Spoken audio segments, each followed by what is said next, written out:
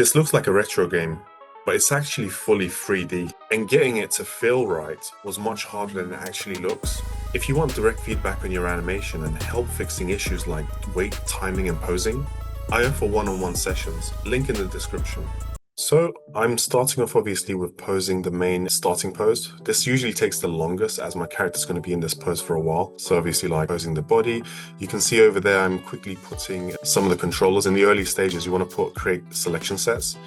So you can see as I'm going to be animating more and more, I want to make sure that I don't keep selecting the same controllers or fingers all at once. So you can see I'm using Animbot to create those selection sets. And I want to make sure the first pose is the strongest pose. I want them all to be strong, but I want to make sure the first one's as strong as possible, because I'm going to be living in that pose for that, that stance, that karate stance that he has. Yeah, that's pretty important because he's going to be in that idle pose for a while, maybe about 10 seconds or so.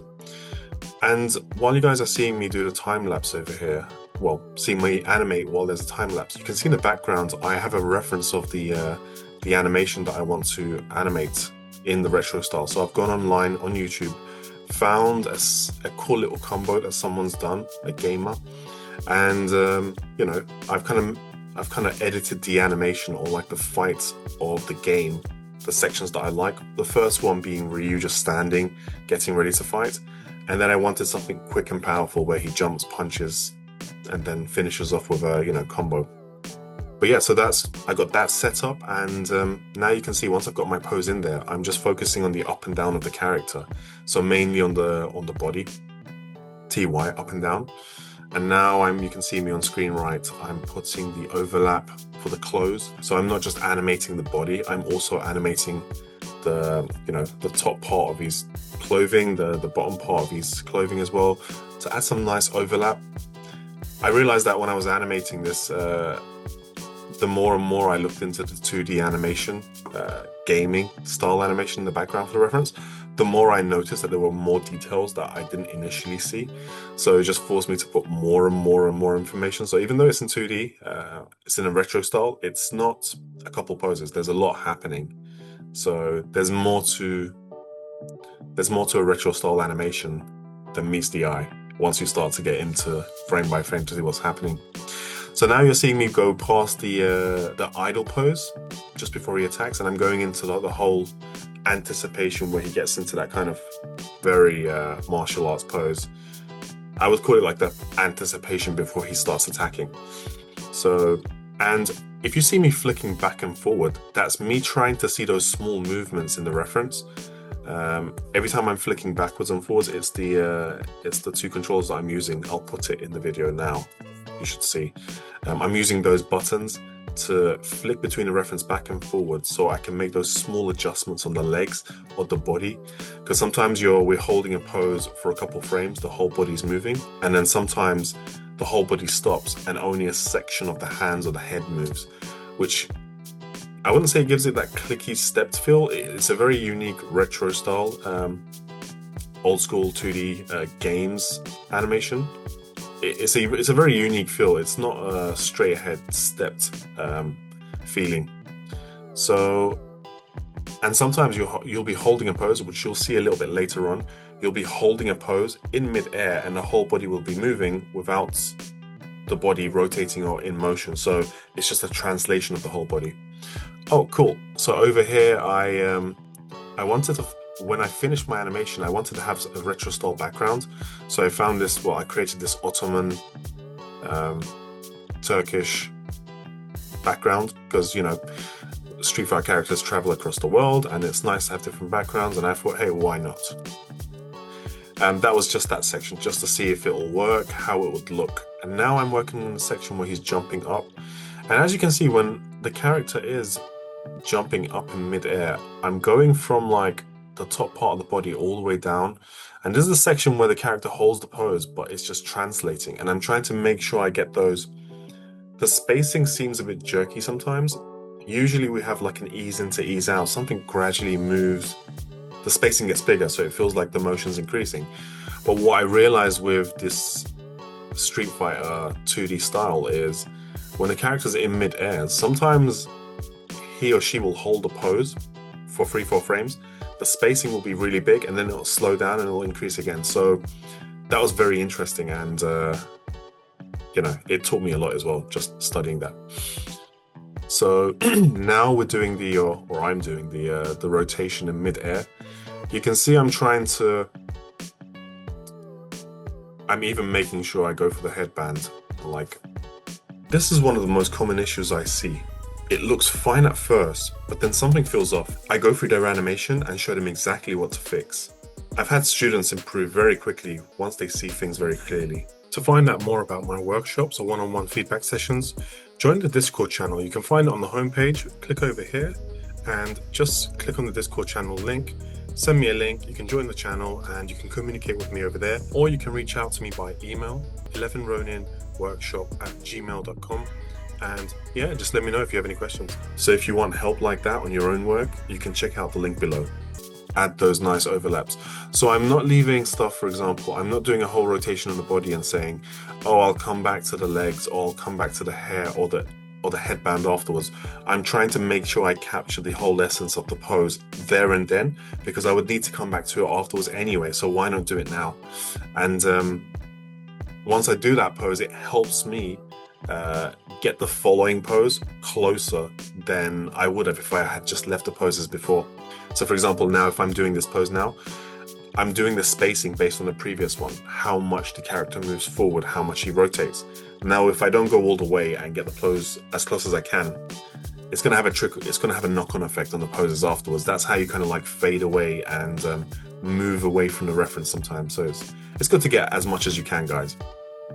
So at this point, I'm still working on the rotations.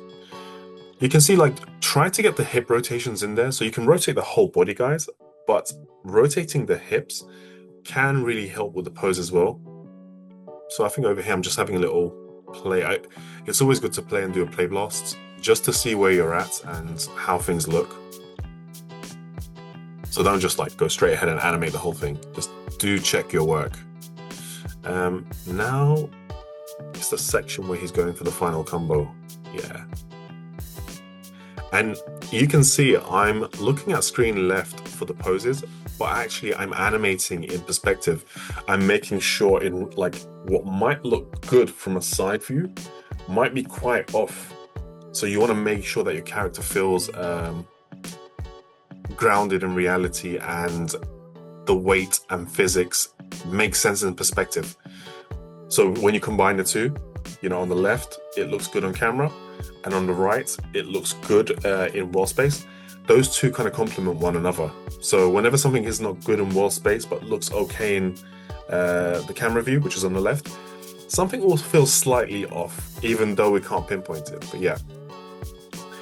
And this is just me trying to get like a cool pose. It's very interesting. And because I'm animating obviously in CG and 3D animation, trying to do something in 2D, sometimes because, you know, when it's drawn in 2D, you just draw cool poses, even though you try to keep the character in model.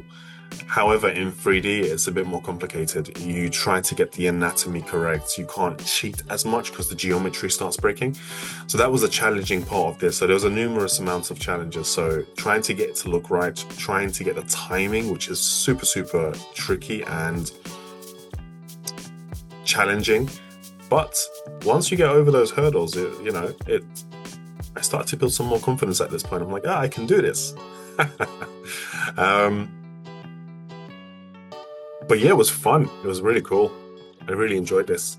The overlap on the belts and the headband was quite painful. I would go every time I put a keyframe on the body, I would go in there and put some overlaps, flick back and forward, just like you would in 2D. Like in 2D, you'd get the papers in between your hands, flick between the papers and just to see the motion. I was doing that essentially in CG, but flicking between poses back and forward in a time slider. So now I'm going for that super Tatsumaki Seppuket. I hope I haven't butchered it.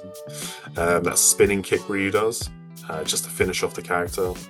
Once I created one rotation of kicks, I was just copying and pasting based on, like, once I've done a full spin of that kick, I would just grab those poses and push them over because he's just doing the same thing.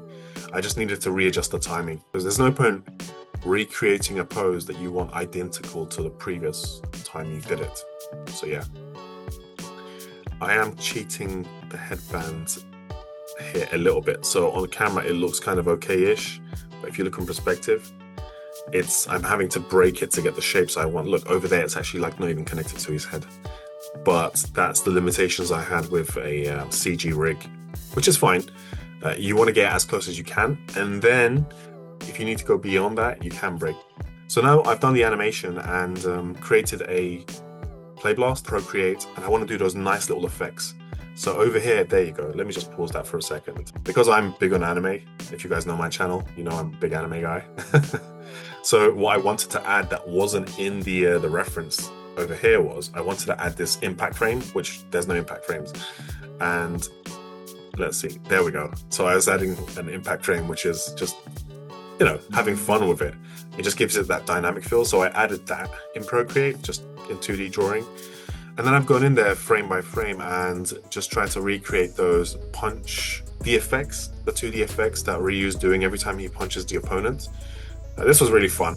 There we go, that's another one there. But yeah, hopefully you guys enjoyed behind the scenes of that and the final version as well of this animation. If you found the initial video of the full clip fun, entertaining to watch, and you found the making of insightful, helpful, do hit the like, subscribe to the channel. I'll have much more than this, and I will put the final animation here one more time straight after this video. And if you want more personal guidance on your animation, I've got feedback sessions and workshops linked below. Thank you. Round one, fight!